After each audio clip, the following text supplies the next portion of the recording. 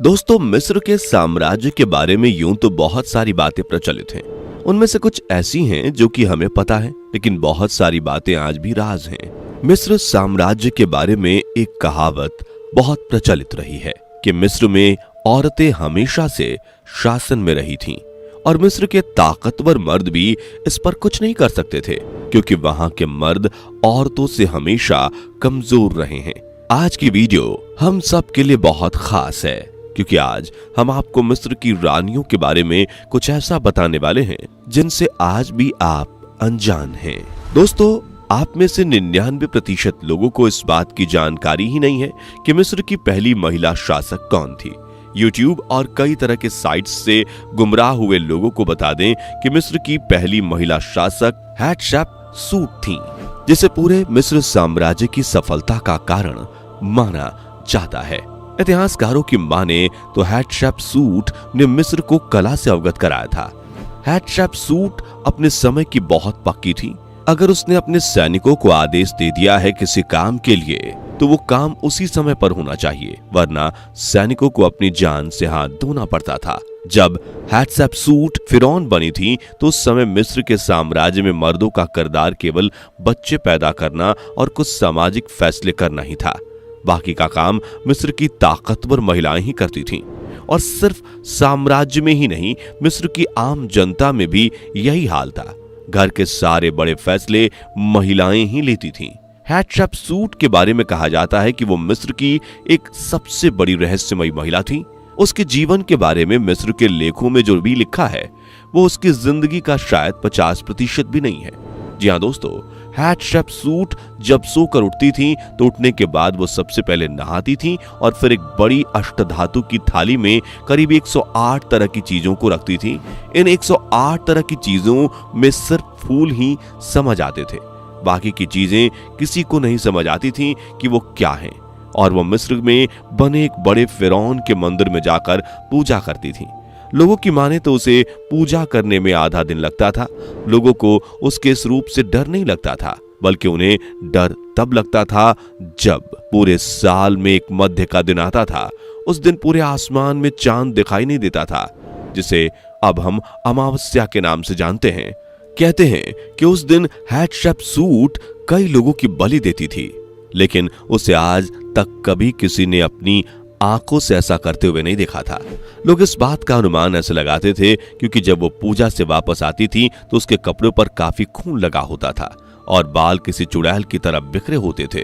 वो अमावस्या का दिन इसलिए चुनती थी क्योंकि संस्कृतियों और पुराने लेखों के अनुसार अमावस्या वो दिन होता है जब हमारे पूर्वज हमारी सुनते हैं। हैटशेपसूट हमेशा से मिस्र को आगे बढ़ाना चाहती थी। वो मिस्र की सभ्यता को हमेशा के लिए जिंदा रखना चाहती थी, इसलिए उसने अपनी इन सारी चीजों का उपयोग मिस्र की तरक्की के लिए किया और उसने अपने पूर्वजों से कला और सभ्यता का विकास मांगा और मिस्र को जीने की एक पहचान दी। मिस्र अब फूलने फलने लगा था। हैटशेपसूट को मिस्र की सबसे खतरनाक रानी के रूप में देखा जाता है। उसने अपने ही भाई से शादी की थी। वो अपने आप को अमर करना चाहती थी। मिस्र वासियों के मुताबिक हैटशेपसूट के कक्ष में दक्षिण दिशा की ओर एक होल था जो कि उसे एक अलग दुनिया से जोड़ता था, और वो होल हैटशेपसूट के मन से काम करता था, जहां से हैटशेपसूट मन चाहा धन निकाल सकती थी। इसलिए उसने अपने शासन में कभी धन के बारे में नहीं सोचा और सिर्फ पूजा और काले जादू पर ध्यान दिया।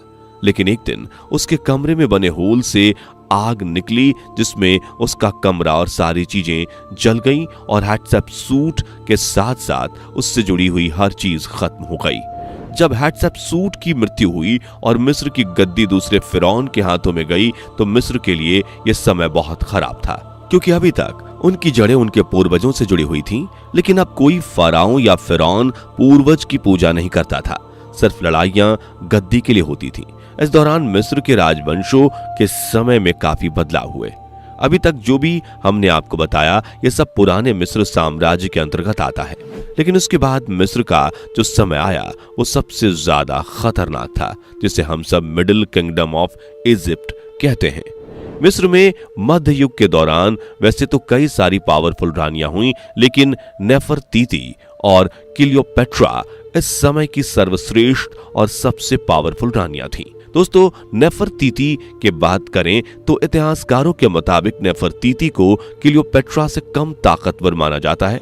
लेकिन आपको बता दें कि हैटशेपसूट के बाद अगर मिस्र के इतिहास में कोई ताकतवर महिला हुई तो वो नेफरतीति ही थी।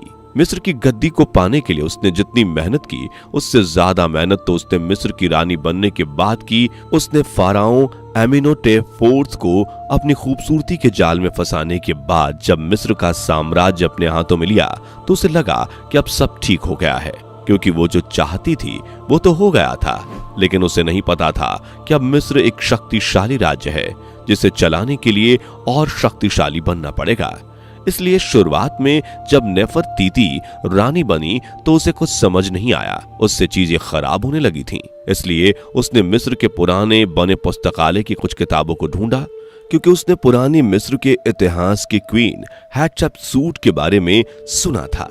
जब नेफरतीति ने पुस्तकालय में रखी किताबों को पढ़ा तो उसे पता चला कि मिस्र के राजवंश में जादू का एक बड़ा अहम योगदान है, जिसके मुताबिक उसे अगर मिस्र के राजवंश में एक सफल रानी बनना है तो उसे गद्दी पर बैठने से पहले एक उल्लू को काटकर उसका गला जमीन में गाड़ना होगा और उसके खून को किसी आदमी को पिलाकर उसके साथ शारीरिक संबंध बनाने होंगे। और ऐसा नहीं है कि रानी को एक बार ऐसा करना होगा, बल्कि उसे कई बार ऐसा करना होगा।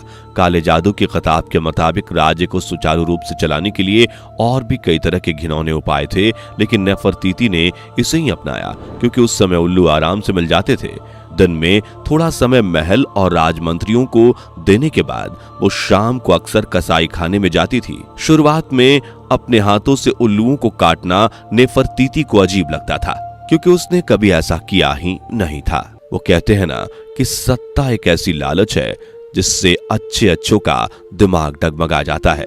कसाई खाने से निकलने के बाद वो महल में खाना खाती थी और हर रात एक नए मर्द की तलाश में रहती थी, क्योंकि उसे अपनी शक्तियां भी बढ़ानी थी। लेकिन किसी भी मर्द के साथ वो पूरी रात नहीं बिता सकती थी, क्योंकि ऐसा करने वाली रानियों को सुबह सूरज निकलने से पहले उठकर वहां जाना होता था, जहां पर उन्होंने उल्लू के कटे हुए सर को गाड़ा होता था। दोस्तों, ऐसा करना किसी महिला के लिए आसान काम नहीं था, और यही कारण था कि मिस्र पर राज करने वाली हर रानी के संबंध अनगिनत मर्दों से हो जाते थे। नेफरतीति जैसी सुंदर रानी मिस्र के पूरे शासन में हुई ही नहीं थी। शुरुआत में जब उसे कुछ नहीं पता था तो वो दूध से नहाती थी और ब्लैक माम्बा सांप के खाल से बने एक खास तेल को अपने बदन पर मलती थी, जिससे उसकी खूबसूरती बढ़ती थी। लेकिन बाद में जब उसे पता चला कि क्वीन हैटशेपसूट अपने सौंदर्य को संवारने के लिए कुछ और भी करती थी, तो उसने वो काम भी करने शुरू कर दिए। दोस्तों, अभी तक ये सब जो भी होता था या फिर जो भी काम नेफरतीति करती थी वो मिस्र राजवंश के अंदर रहकर करती थी। लेकिन फिर मिस्र के इतिहास का सबसे काला समय आया जब रानी क्लियोपेट्रा का शासन सामने आया। उसे पहले से ही काली किताब के बारे में पता था और मिस्र के महल में आते ही उसने मिस्र के पूरे साम्राज्य को अपनी मुट्ठी में करने के लिए शुरुआत से इंसान की बलि देना शुरू कर दिया था। लेकिन इन सब के अलावा वो हर 3 दिन में कसाई खाने में देखी जाती थी, जहां पर वो उल्लुओं को काटती थी। मिस्र के लेखों के अनुसार क्लियोपेट्रा हर दिन सूर्य के डूबने के बाद एक आदमी को मारती थी। दोस्तों, वैसे तो क्लियोपेट्रा को कहानियों में बहुत सुंदर बताया गया है, लेकिन असलियत कुछ और है। असल में वो सुंदर नहीं थी, लेकिन उसका शरीर ऐसा था कि कोई भी उसे देखकर आकर्षित हो जाता था। उसकी छाती बाहर की तरफ काफी उभार लिए हुए थी, उसका शरीर एकदम भरा हुआ था। अपने आप को सुंदर बनाने के लिए वो हर बार एक नए मर्द की तलाश में रहती थी, क्योंकि किताबों के अनुसार अगर मिस्र के तख्त की कोई भी रानी ऐसा करती है तो उसके रंग और रूप और उसकी शक्ति में वृद्धि होती थी। क्लियोपेट्रा एक ऐसी रानी थी जो कि क्वीन हैटशेपसूट के बाद सबसे ज्यादा रहस्यमयी थी। दोस्तों, आपको ध्यान होगा कि हम सब ने बचपन में पढ़ा था कि मिस्र के फराओं को मम्मी के रूप में रखा जाता था। वो इसलिए क्योंकि मिस्र की प्राचीन किताबों के आधार पर लगातार कई जानों के बदले आप अपनी और अपने किसी भी चाहने वाली की जिंदगी को वापस ला सकते थे। दोस्तों, मिस्र के इतिहास में रानियां और भी कई हुई थी, लेकिन क्वीन हैटशेपसूट, नेफरतीति और क्लियोपेट्रा जैसी रानी इजिप्ट के इतिहास में दोबारा नहीं हुई, क्योंकि इन्हें काले जादू के बारे में सब पता था। दोस्तों, मिस्र की रानियां और मिस्र की पूरी सभ्यता अतः सागर की भांति है, जिसमें एक बार डुबकी लगाने पर आप और गहराइयों में जाते रहेंगे। तो जुड़े रहिए हमारे साथ और इस चैनल को कर लीजिए सब्सक्राइब, क्योंकि इस तरह की और भी वीडियोस हमारे चैनल पर आने वाली हैं। धन्यवाद।